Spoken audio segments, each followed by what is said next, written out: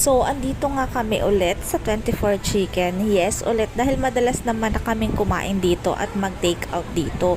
Yun nga lang, ngayon lang talaga kami nakapag-video. Hindi ko na na-videohan yung mga dating orders namin. So, it's dinner time. And nung pumunta kami, parang past 7 na dyan. Sobrang haba na nung pila. Sobrang dami na umu-order. Tapos yung mga for delivery pa. Kaya talagang medyo natagalan kami sa pag-iintay ng order namin. So, ayan nga pala yung loob. Medyo maliit lang kasi yung dining area. And then yung protocol, syempre, Claygo, clean as you go. Actually, nung una nag-dine-in nga kami dyan, hindi namin alam na ganun pala. Ayan naman yung menu. Pause nyo na lang para makita nyo.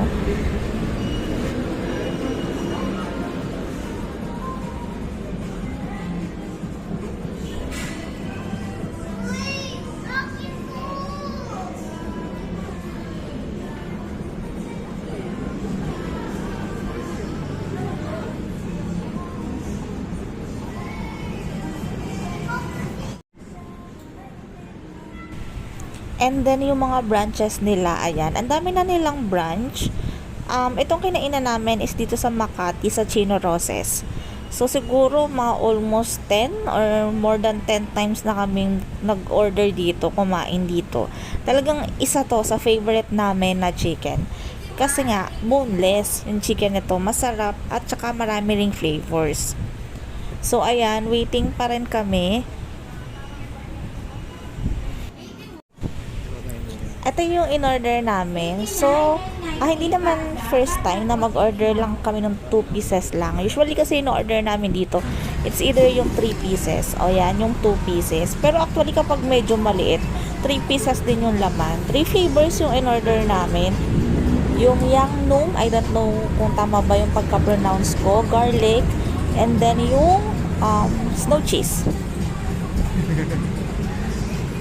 Snow cheese, garlic, jango, rice.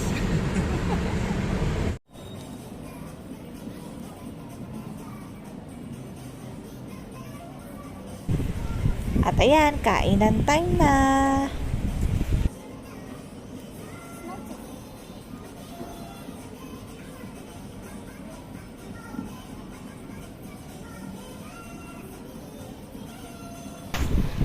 So for me, masarap talaga yung mga chicken and flavors dito sa 24 Chicken.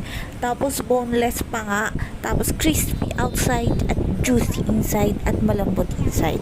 So talagang isa to sa mga paborito kong chicken.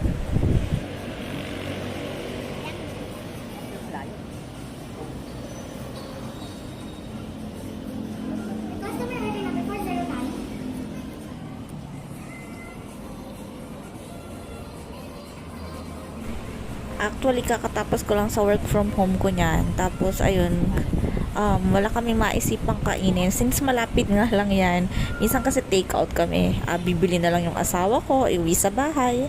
Tapos, ayun, minsan dine-in.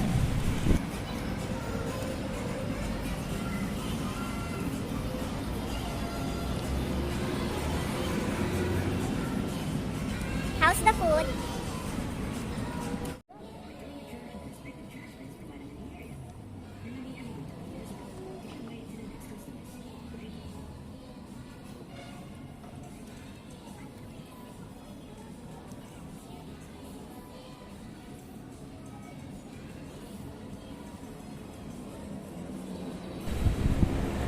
So, highly recommended ko talaga tong 24 Chicken. Kasi, affordable naman siya. Kung, ganyan na talaga yung mga presyuhan ng mga manok ngayon, diba? Tapos, masarap pa.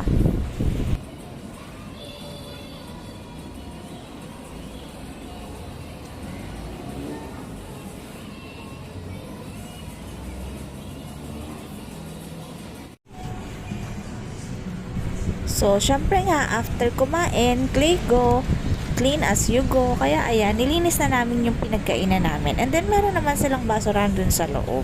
So, dun mo itatapon yung mga ginamit mo.